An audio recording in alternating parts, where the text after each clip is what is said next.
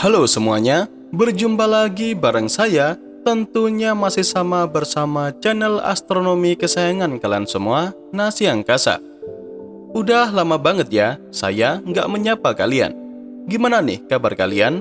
Semoga sehat selalu ya, dan sedang dalam keadaan yang berbahagia.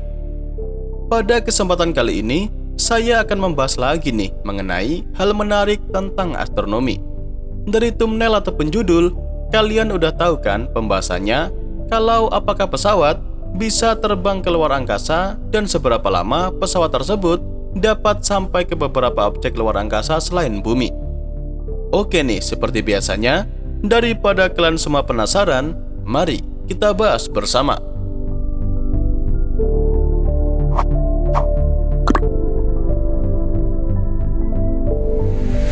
Saat ini, dengan menggunakan pesawat, kita bisa melakukan perjalanan udara dan sampai tempat tujuan dengan waktu yang relatif lebih cepat dibandingkan dengan menggunakan alat transportasi lainnya.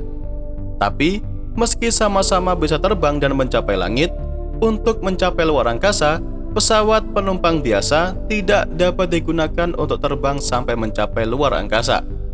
Para astronaut yang bertugas ke luar angkasa harus menggunakan pesawat khusus untuk dapat mencapai luar angkasa.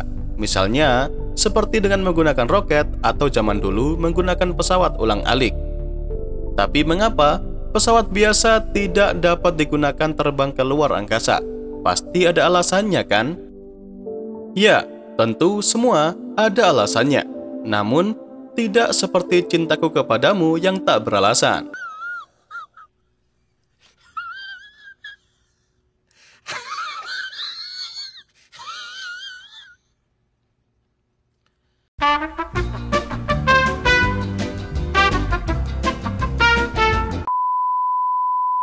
Oke, lanjut. Jadi, hal utama yang membuat pesawat penumpang tidak dapat digunakan untuk terbang ke luar angkasa adalah karena gaya gravitasi bumi. Untuk dapat mencapai luar angkasa, pesawat diharuskan bisa menghindari gravitasi bumi. Caranya adalah dengan melaju dengan kecepatan yang sangat-sangat tinggi, seperti halnya yang dilakukan saat peluncuran roket baik dengan ataupun tanpa awak. Nah, tapi sayangnya, kecepatan tinggi untuk dapat mencapai luar angkasa tidak dimiliki oleh pesawat penumpang biasa. Pesawat penumpang hanya bisa mencapai 1/5 dari kecepatan yang dibutuhkan untuk dapat terbang ke luar angkasa.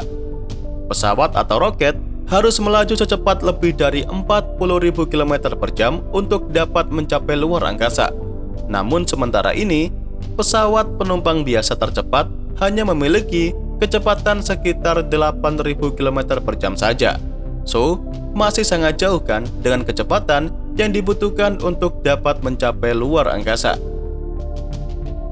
Kemudian, selain masalah dengan gravitasi bumi, masalah lainnya adalah pada ketersediaan udara di ketinggian tertentu.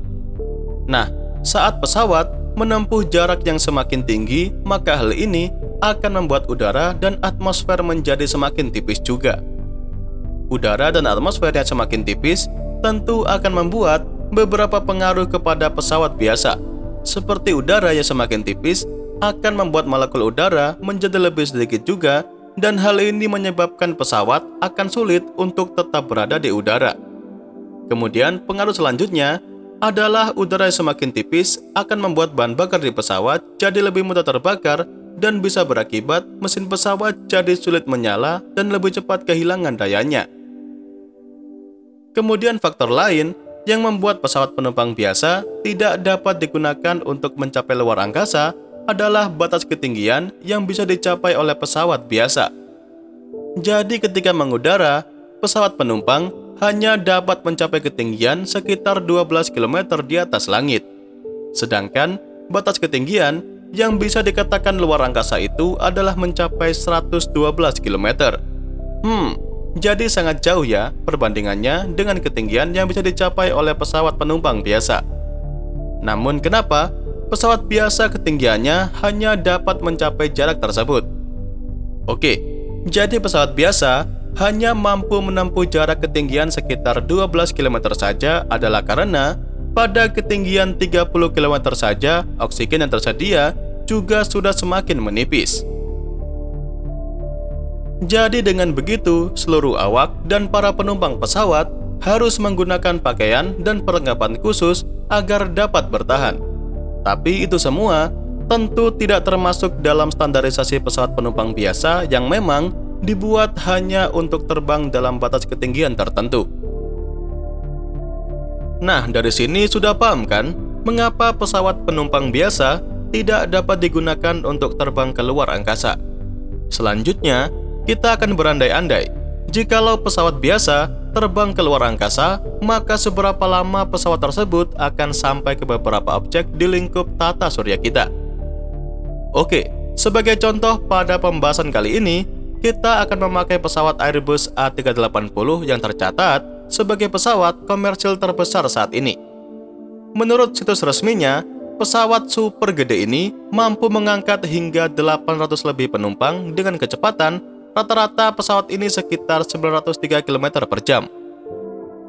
Nah, andaikan perjalanan luar angkasa memungkinkan menggunakan pesawat Airbus A380 ini, berapa lamakah waktu yang dibutuhkan untuk sampai ke planet lain di lingkup tata surya kita? Oh iya, sebelumnya, perhitungan jarak objek langit dalam video kali ini hanya menggunakan kalkulasi yang sederhana dengan menggunakan nilai jarak rata-ratanya saja. Karena pada kenyataannya, jarak setiap planet di lingkup tata surya kita akan selalu berubah-ubah tergantung posisi dan juga pergerakan orbit. Oke, yang pertama adalah perjalanan menuju ke bulan. Dengan menggunakan pesawat Airbus A380 untuk mencapai bulan, maka seperti ini. Jarak rata-rata bumi ke bulan adalah sekitar 384,400 km. Dengan kecepatan 903 km per jam, jarak tersebut dapat ditempuh oleh pesawat tadi dengan memakan sekitar 17,73 hari perjalanan. Kemudian ke Venus.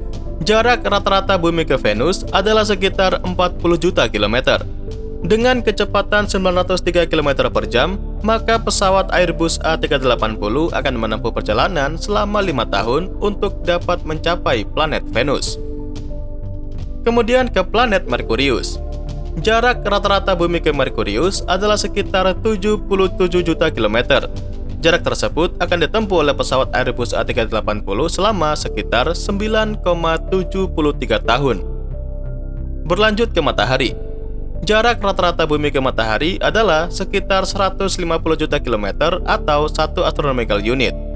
Dengan kecepatan 903 km per jam, jarak tersebut dapat ditempuh selama 18,96 tahun lamanya. Sekarang ke Mars. Jarak rata-rata bumi ke Mars adalah sekitar 225 juta kilometer. Dengan kecepatan 903 km per jam, maka jarak tersebut dapat ditempuh oleh pesawat Airbus A380 selama 28,44 tahun perjalanan. Berlanjut ke planet terbesar di tata surya kita, yaitu Jupiter. Jarak rata-rata bumi ke Jupiter adalah sekitar 600 juta kilometer. Dengan kecepatan 903 km per jam, maka jarak tersebut dapat ditempuh oleh pesawat Airbus A380 selama 98,35 tahun perjalanan. Kemudian berlanjut ke planet Saturnus. Jarak rata-rata bumi ke Saturnus adalah sekitar 1,2 miliar kilometer. Dengan kecepatan 903 km per jam, maka jarak itu dapat ditempuh oleh pesawat Airbus A380 selama sekitar 161,18 tahun. Lanjut ke planet Uranus. Jarak rata-rata bumi ke Uranus adalah sekitar 2,723 miliar kilometer. Dengan kecepatan 903 km per jam, jarak tersebut dapat ditempuh oleh pesawat Airbus A380 selama 344,23 tahun. Kemudian ke Neptunus, atau planet ujung dari tata surya kita. Jarak rata-rata bumi ke Neptunus adalah sekitar 4,350 miliar kilometer. Dengan kecepatan 903 km per jam, jarak tersebut dapat ditempuh oleh pesawat Airbus A380 selama sekitar 550 tahun perjalanan. Wah, udah 5 abad aja tuh perjalanan menuju ke ujung tata surya kita. Kemudian, sebagai bonus, kita juga akan melakukan perjalanan ke Pluto dan planet dalam sistem bintang tetangga, yaitu Proxima b. Oke, yang pertama adalah Pluto. Jarak rata-rata bumi ke Pluto adalah sekitar 5 miliar kilometer. Dengan kecepatan 903 km per jam, jarak tersebut maka dapat ditempuh oleh pesawat Airbus A380 selama sekitar 638 tahun perjalanan. Dan terakhir, kita akan menuju ke planet Proxima b. Jarak bumi ke Proxima b adalah sekitar 4,24 tahun cahaya. Jarak tersebut setara dengan 40,113 triliun kilometer. Dengan kecepatan 903 km per jam, jarak tersebut dapat ditempuh oleh pesawat Airbus A380 selama 5 tahun perjalanan saja. Wah, kalau ini sih udah nggak bisa diomong ya. Oke, jadi itu tadi adalah pembahasan mengenai kenapa pesawat penumpang biasa tidak bisa terbang ke luar angkasa. Dan sedikit penjelasan juga mengenai fiksi ilmiah jikalau pesawat terbang biasa menempuh perjalanan menjelajahi planet di lingkup tata surya kita. Dan ya, itu saja yang dapat saya sampaikan pada kesempatan kali ini. Seperti biasa, semoga dapat memberikan wawasan baru seputar dunia astronomi sekaligus hiburan buat kalian semua. Jangan lupa, kedepannya masih akan ada banyak banget video menarik mengenai dunia astronomi yang akan saya sampaikan. Dan tentunya bakal sayang banget buat kalian lewatkan. So, tetap stay tune terus ya bersama kami, Nasi Angkasa, Media Astronomi Indonesia.